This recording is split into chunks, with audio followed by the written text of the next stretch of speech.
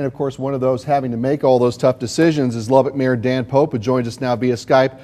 Mayor, take me through the last couple of weeks for you and maybe some of the triggers for you to close so-called non-essential businesses and what went into finding that dividing line for you between essential and non-essential. Yeah, so it's great to be with you, Brian. Thanks for allowing me to come on. It's the last 2 weeks. It's hard to actually even put milestones in there because there's been so much ground we've covered in 2 weeks. I think we started out the very first time we talked about this publicly. We said we would make decisions around this coronavirus COVID-19 situation based on facts, using common sense with all the information that we had available at the time. And I think that's been the prism or the lens which we've tried to make decisions as we've gone through this. We had our first declaration, then the governor came out and asked or tightened it down a bit more, and we followed him on that. Closely behind that was the decision to close restaurants and bars to dining room dining room visits or in-person visits, to change that to carry out, take out, curbside. And we were with him on that. We earlier this week we moved to close what the feds are calling non-essential businesses. That's horrible nomenclature. I think all businesses are essential. I'm a business person. It's hard for me to call something non-essential, but for the sake of our discussion, that's the language that Homeland Security's used, and that's what we'll keep using. So we made that decision after lots of consideration, and the reason we made it, and the reason we continue to make the decisions we make, is we're trying to best provide for the safety of our citizens. We believe that if we can slow the spread of this virus, that not only will our healthcare systems be able to very ably handle the impact of this, but we will better identify where those cases are, get those people into quarantine or isolation, and put us in a position where we can recover quicker. And so our decisions have all been made through that litmus test and with all that in mind. And it's difficult because, I think in some ways we're choosing winners and losers, and that's not what city government is about, or for that matter, local or federal government. So right. It's about safety.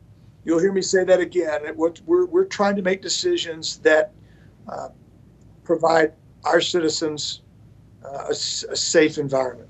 I know that you thought initially that gun shops were going to be considered non-essential. State Attorney General has now said otherwise.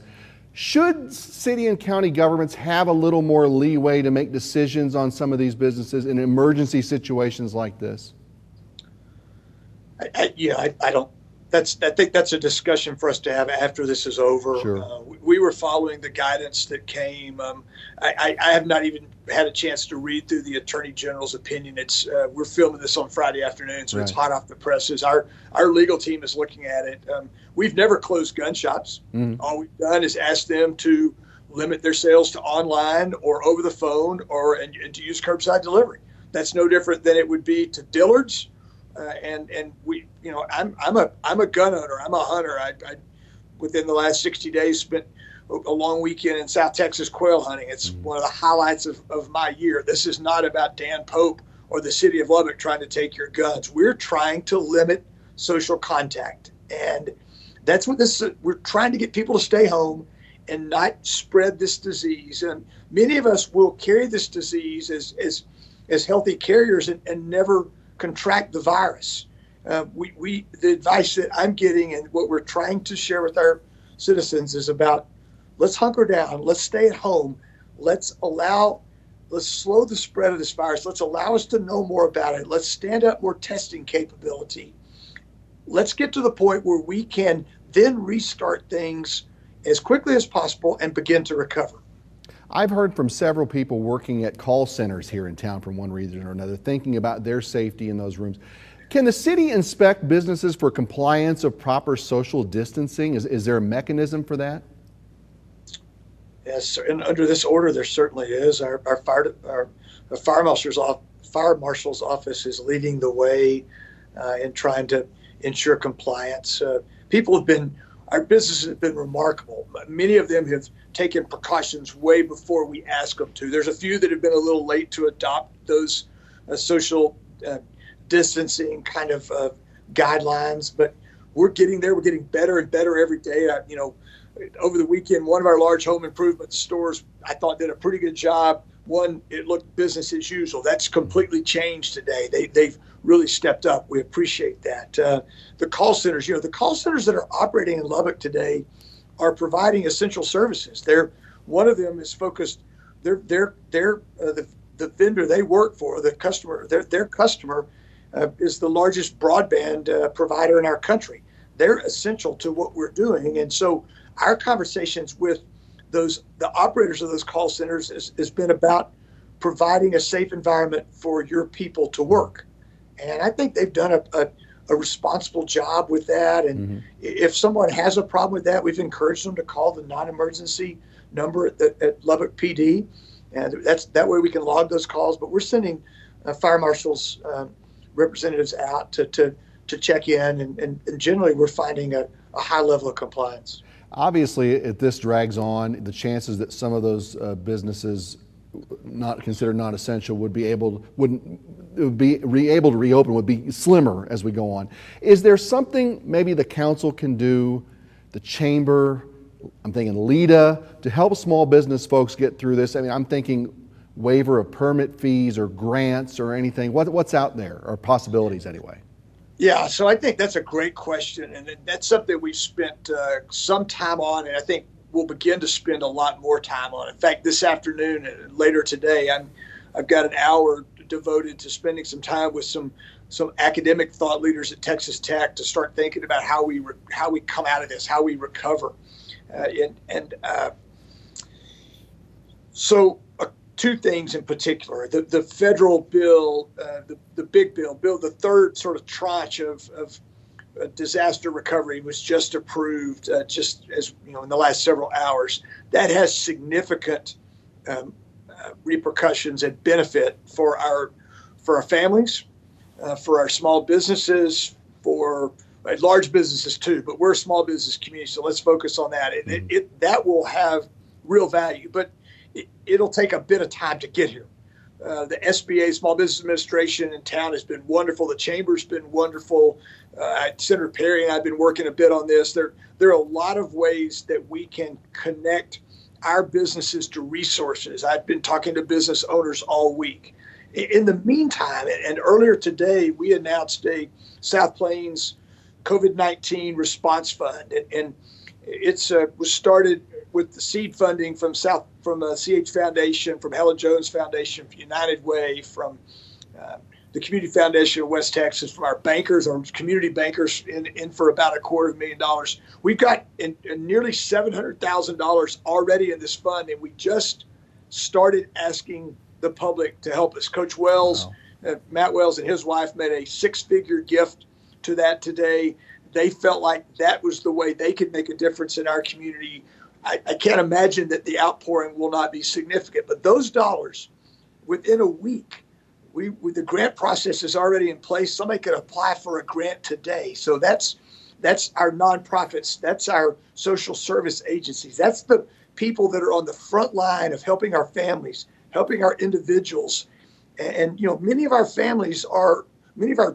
businesses are one man or one woman shows. And so when their business goes down, their family goes down. So we're trying to make sure that through our existing nonprofits and social service agencies, we can provide things like help with their energy bills and help with medical costs that they might have, or mortgage assistance, the kind of things that food.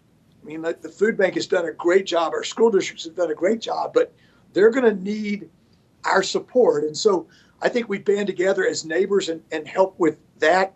To me, those are the two things that are front and center right now that we can count on for some aid. At a city level, we're going to consider all of the fees and the things you mentioned, how we do things to incent recovery.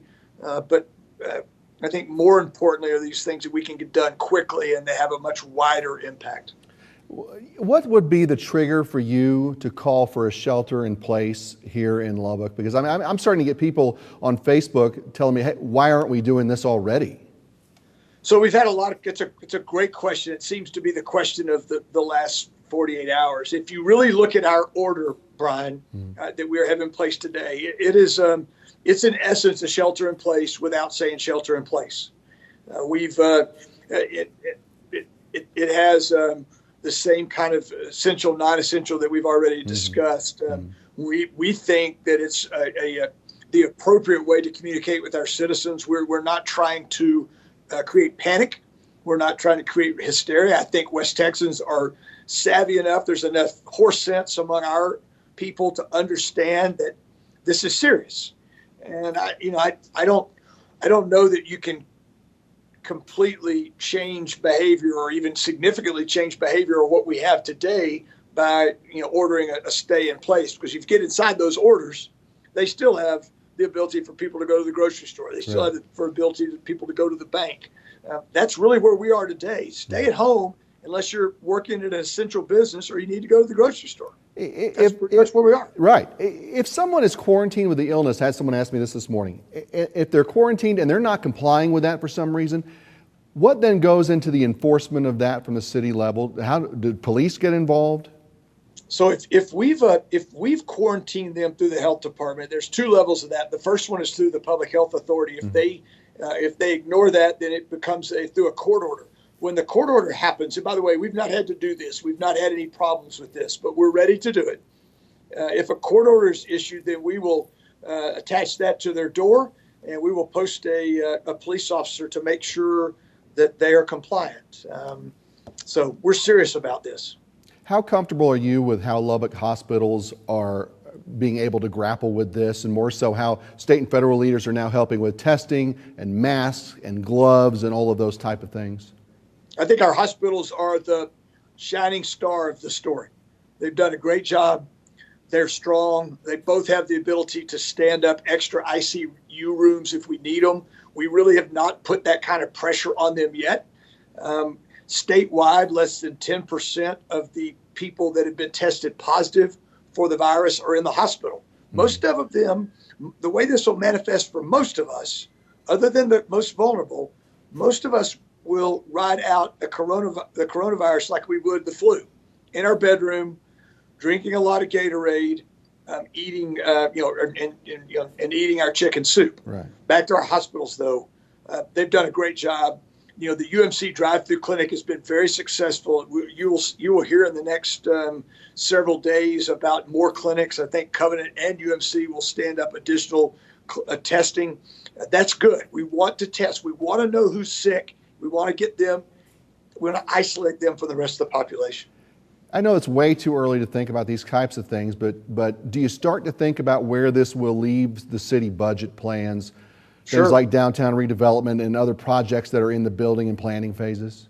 Yeah, I think it changes, it completely changes the way we look at the future, at least the short-term future.